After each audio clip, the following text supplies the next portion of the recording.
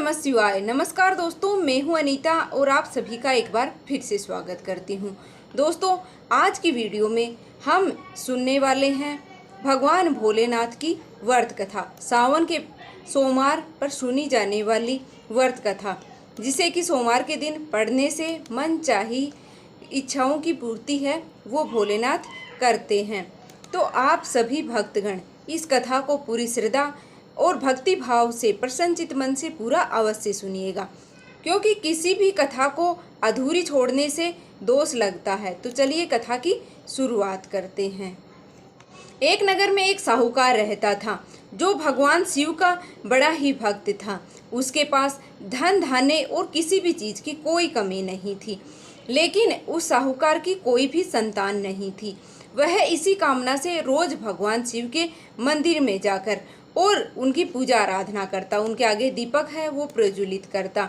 और उस साहूकार की इस भक्ति भाव को देख करके एक दिन माता पार्वती ने कैलाश पर भगवान शिव से कहा कि हे प्रभु, यह साहूकार आपका बड़ा ही भक्त है और इसको किस बात का कष्ट है, आपको उसे दूर अवश्य ही करना चाहिए। तब भगवान शिव बोले, हे पार्वती, इस साहूकार के पास कोई भी पुत्र नहीं है, इसी बात से दुखी रहता है। इस बात पर माता पार्वती कहती हैं कि हे प्रभु, कृपया करके साहूकार को पुत्र का वरदान दीजिए।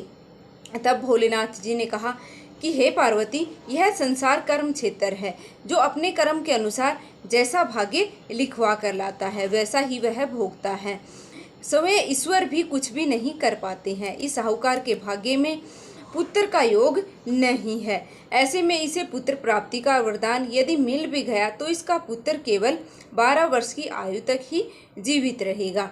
यह सुनने के बाद भी माता पार्वती ने कहा कि हे प्रभु, आपको इस साहूकार को पुत्र प्राप्ति का वरदान देना ही होगा, अन्यथा आपके भक्त हैं वो क्यों आपकी सेवा पूजा करेंगे। माता पार्वती के बार बार ऐसे आग्रह करने पर भगवान भोलेनाथ ने साहूकार को पुत्र प्राप्ति का वरदान दे दिया। लेकिन शिवजी ने उस साहूकार से यह भी कहा कि वह पुत्र केवल 12 वर्ष तक ही जीवित रह सकेगा।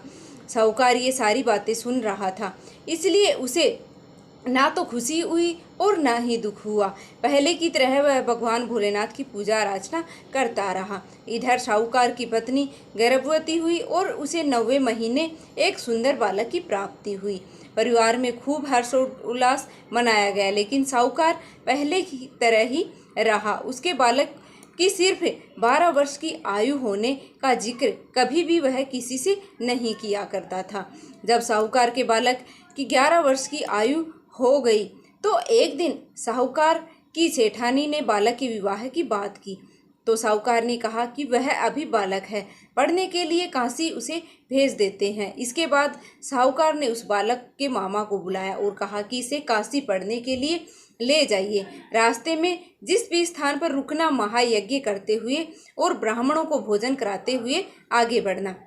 दोनों मामा भांजा इसी तरह यज्ञ करते हुए जा रहे थे। रास्ते में एक राजकुमारी का विवाह उन्हें होता हुआ दिखाई दिया।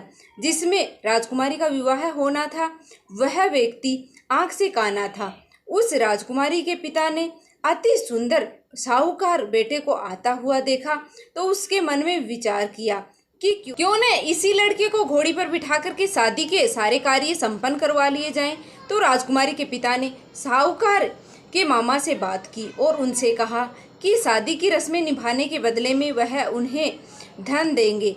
तो दोनों मामा भांजा ऐसा करने के लिए राजी हो गए। इसके बाद साहूकार का बेटा विवाह की वेदी पर बैठ गया और जब विवाह कार्य संपन्न हो गए तो जाने से पहले उसने राजकुमारी की चुनरी के पल्ले पर लिख दिया कि तुम्हारा विवाह मेरे साथ हुआ है, लेकिन जिस राजकुमार के साथ यह लोग तुम्हें भेजने वाले हैं वह तो एक आंख से काना है। इसके बाद अपने मामा के साथ काशी के लिए निकल गया।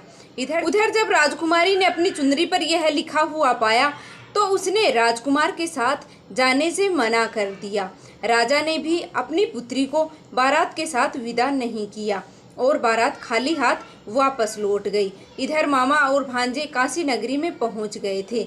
एक दिन जब मामा ने काशी में एक यज्ञ रखा और भांजा बहुत ही देर तक बाहर नहीं आया तो मामा ने कमरे में जाकर देखा तो भांजे के प्राण हैं वो निकल चुके थे, क्योंकि उसकी आयु 12 वर्ष की पूरी हो चुकी थी। मामा यह देखकर बहुत परेशान हुआ, लेकिन फिर उसने सोचा कि अभी रोना शुरू किया तो यज्ञ के लिए आए हुए सभी ब्राह्मण हमें अपनी सगनी मान करके श्राप दे करके और चले जाएंगे और यज्ञ पूरा नहीं हो पाएगा, अधूरा रह जाएगा। तो मामा ने अपनी भावनाओं पर नियंत्रण रख करके और यज्ञ करवाया।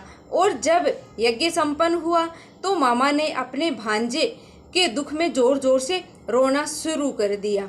उसी समय शिव और पार्वती जी नंदी महाराज पर सवार होकर के काशी नगरी में इधर से जा रहे थे। तो माता पार्वती ने भगवान शिव से पूछा कि हे प्रभु, यह कौन रो रहा है? तभी उसे पता चला कि यह तो भोलेनाथ के आशीर्वाद से जन्मा हुआ साहूकार का पुत्र है, जिसकी आयु केवल 12 वर्ष की थी और अब वह समय आ चुका है, यानी कि वह बालक वरदान में कही गई बात के अनुसार अपना शरीर है वो छोड़ करके जा चुका है।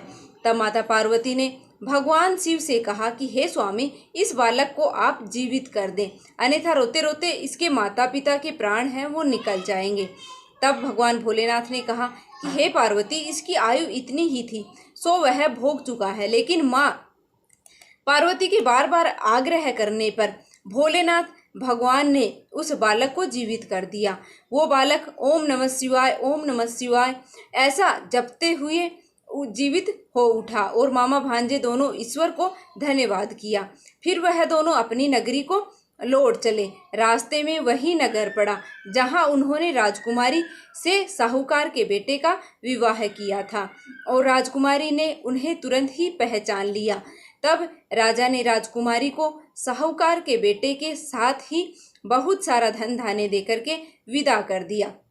इधर साहूकार और उसकी पत्नी अपने घर की छत पर निराश बैठे हुए थे। उन्होंने यह प्रण करके रखा था कि यदि उनका पुत्र सकुशल वापस घर न लौटा तो वह अपने प्राणों को त्याग देंगे। तभी लड़के के मामा ने आकर के साहूकार के बेटे और बहू के आने का समाचार उन साहूकार और निराश उसकी पत्नी को सुनाया, लेकिन वे दोनों तो यह मानने को तैयार ही नहीं थे।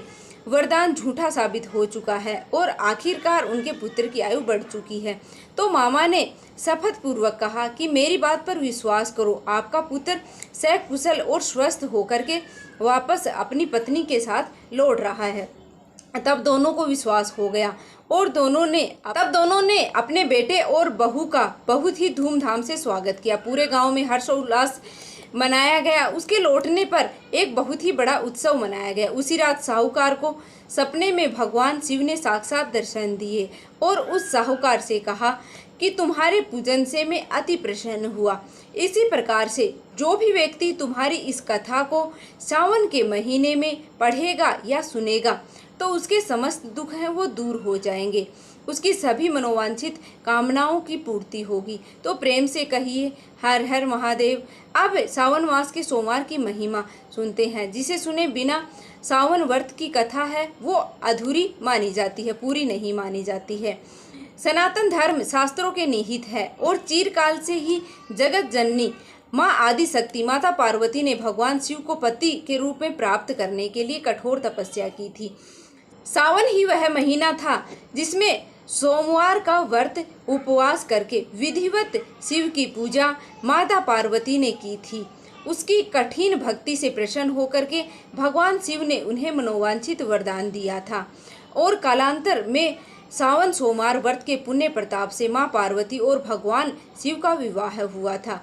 अतः सावन सोमवार का विशेष ही महत्व है। सावन के महीने में भगवान शिव और माता पार्वती की पूजा उपासना करने से साधक की सभी मनोकामनाएं पूर्ण होती हैं, शीघ्र ही पूर्ण हो जाती हैं। साथ ही घर में सुख समृद्धि आती है। ज्योतिष शास्त्र की माने तो सावन के महीने में विधि पूर्वक भगवान शिव की पूजा करने से अविवाहित युवक युवतियों को शीघ्र ही विवाह के योग हैं वो बन जाते हैं। इसके अलावा सावन के सोमवार व्रत रखने से मनुष्य के सभी दुख, चिंताएं और पाप नष्ट हो जाते हैं एवं शरीर में चल रहे सभी रोगों से मुक्ति मिल जाती है। इस दिव्य व्रत को रखने से कुंडली में चंद्र ग्रह की स्थिति भी मजबूत होती है और चंद्र दोषों से मुक्ति मिल जाती है। कुंवारी लड़कियां यदि इस व्रत को करें तो उनको मनोवांछित जीवन साथी की प्राप्ति होती है।